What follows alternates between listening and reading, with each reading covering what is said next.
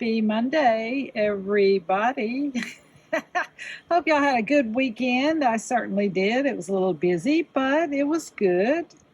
So, anyway, today I'm going to be working with this beautiful strand of emeralds.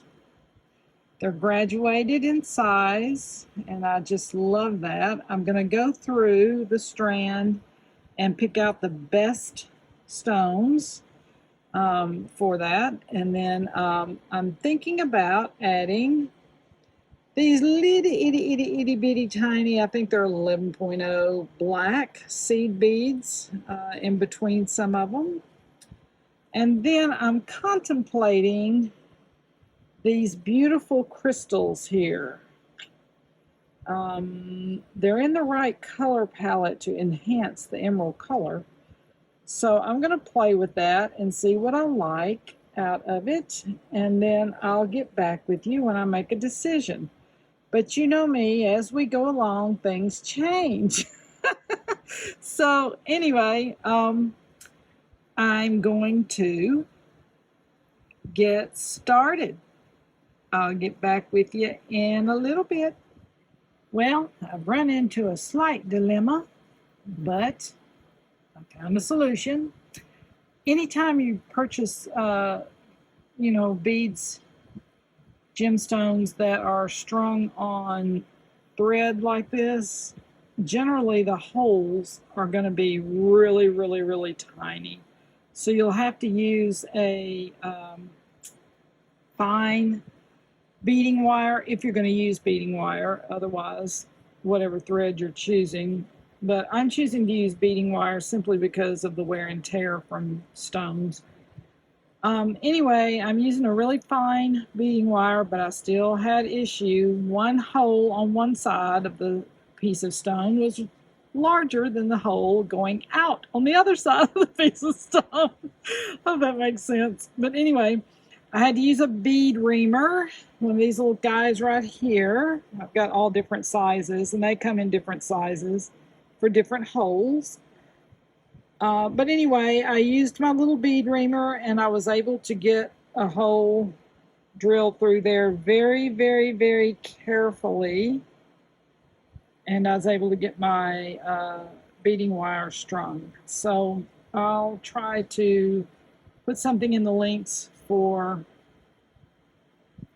these little bead reamers, and you can get real expensive ones, or you can get not so expensive ones. So it's up to you, it's your choice. I'm going to get back on the task at hand. I've got it all laid out here. I'm going to see what this little centerpiece looks like with the crystal. I'm thinking I need to add something, but I'm not sure what. So we'll see in a minute. I'm back. Anyway, here we are. I've got that middle piece done, and I like it. I don't think I'm going to add anything else to it, but I'm still processing. Anyway, I'm going to keep moving. I think I'm going to add a couple of pieces of crystal that are a little different shade than what's in there, and then move forward from there. If you'll notice, these crystals are silver on one side. I don't know if you can see that or not. Silver on one side and kind of crystally clear on the other side. So when you're working with crystals or beads of any kind that are like that, you may want to pay attention as you're stringing. Unless it doesn't matter to you, you might want to pay attention which way they are turned when you're putting them in there, because then you're going to look back and go, well, why does that side look different? That would be why. So little details like that you have to pay attention to. If you get in a hurry, you'll make a mistake. So take your time. And remember me telling you about these little bead reamers things right here? I've been working on these beads, trying to ream them out, and it is a pain in the arse. Pardon my Scottish, but there you go. It's difficult because they look really good on this side, and then you flip them and that little hole is itty bitty. So you have to take your time, and take your time with a bead reamer, because you will crack the bead if you put too much pressure on it. or try to drill it too hard. So it is a steady as she goes, soft pressure kind of thing. So don't hurry up trying to do any of that, because it ain't gonna be good if you do. As with anything, things are worth waiting for. Take your time, people. I'll be back. Oh, dang it. I just broke one of my beautiful, beautiful beads right there. Not that one right there. You can tell I'm not used to doing the camera. Anyway, I was reaming it very gently and it cracked. That's what happens sometimes with gemstones using a bead reamer, so just be very careful. Sometimes water will help a little bit too. If you can put water on the stone, you may want to check. But anyway, I have to find a bead to fit that spot.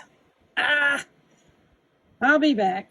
Alrighty, I'm back and I have completed the thought that's going to be the focal point in the front of the necklace. And you can see I added 3 on each side, kind of an amber, light amber colored piece of crystal to kind of complete that circle and have the color palette change a little bit as it's going.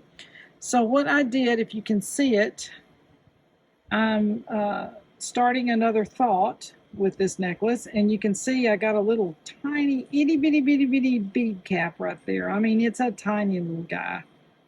And I used gold to pull in the amber color, so it doesn't just like stick out, but it kind of blends. So there's where we are with it. The next thing I'm going to do is start adding beads here with one little tiny seed bead in it, like that, to complete the top. So we're going to start there next. Lottie, I hope I don't have to ream out too many beads. Oh my gosh. Okay, I can do it. Well, I'll be back. Well, I finally got it done. I am done. Okay, so what I decided to do, you can see where the crystal is in there. Okay, and then we're coming around here with the little tiny black seed beads. It's absolutely stunning. The black didn't take away from the green of the emeralds.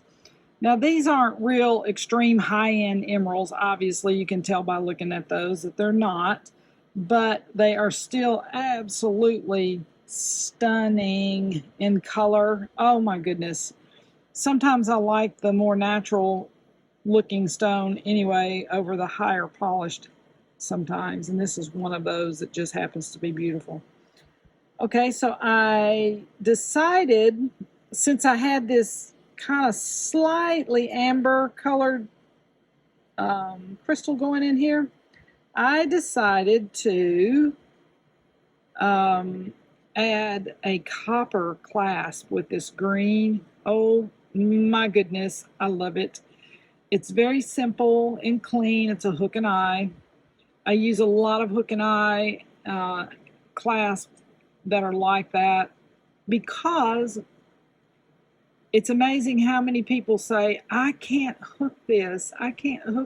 And so years ago, because I had so many people complain about how hard it was to do lobster claws and things like that, I decided to go different alternatives, and I've done it pretty much ever since. And this happens to be one of them. Okay, so a little tiny, here we go. See the little bead cap right there on that edge? Right there. That is a finishing touch. Remember to finish off. See these 2 beads right here? I call those finishing beads. And then the 2 silver. Once you make that crimp on the end, please do a cover over your crimp. It sets the whole thing off. It looks completely finished. If the crimp is showing, it just doesn't look finished. So take a little time, put some crimp covers over your crimps, finish it off correctly, use some bead caps to finish off the edge, it will look a lot more professional. So here we go with this one. This is the emerald and crystal necklace. It will be up for sale pretty soon. I will see you guys later. Bye.